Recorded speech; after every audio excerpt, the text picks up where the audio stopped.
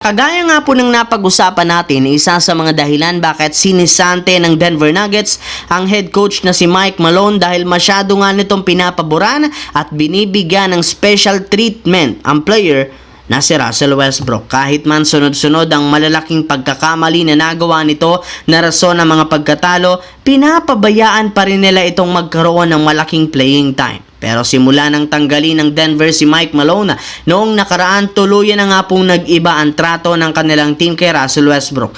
In fact, sa kanilang last game laban sa Kings, naglaro siya dito ng off the bench kahit wala si Jamal Murray. Hindi nga nila siya ginagamit pa bilang starting point guard at malipit na rin naman siyang pinapahawak ng bola at pinapadiskarte. Nakakuha lang naman ito ng 17 minutes na siyang pinakamababa niyang minuto na nakukuha sa Denver Nuggets ngayong season habang wala si Murray. Kaya kitang-kita talaga ng pinagbago ngayon ng trato ng Denver kay Westbrook simula nang mawala si Coach Mike Malone. At inaasahan na babagsak pa ito sa mga susunod na laro since ayaw nga nilang matalo dahil sa ginagawa nitong walang kwentang pagkakamali. Samantala, isang panalo na lang ang kailangang makuha ng Lakers para tuluyang ma-secured ang third seed at mismong si LeBron ang nangako na gagawin nila ang lahat. Ipapakita naman nga po nila dito ang tunay na pang-championship na lakas ng team since lahat kuhang-kuha na ang rhythm sa loob ng court. Tuwang-tuwa na rin naman si LeBron sa ginagawa ngayon ni Luka dahil matapos ang ilang linggong pag-struggle, unti-unti na nitong naibabalik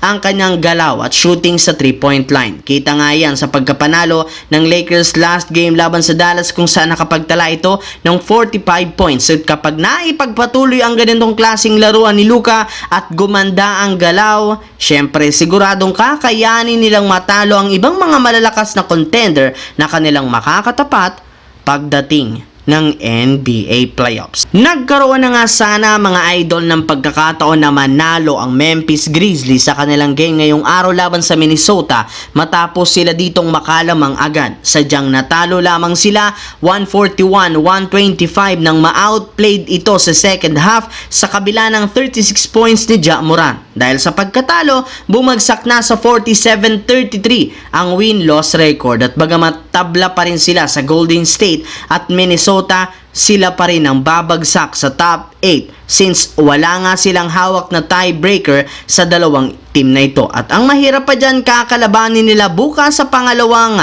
araw ng kanilang back-to-back ang Denver Nuggets na gutom rin na manalo. At kung sakaling matalo sila, sure na ngang sila ang makakakuha ng top 8 sa West kung saan kakailanganin nilang makipagsapalaran sa play-in. Kahit man kailangan lamang sila ditong manalo ng isang beses at magkaroon sila ng dalawang chance makapasok sa playoffs, magiging mahirap pa rin ito lalo pat lahat ng kanilang makakalaban gustong umabot sa playoffs.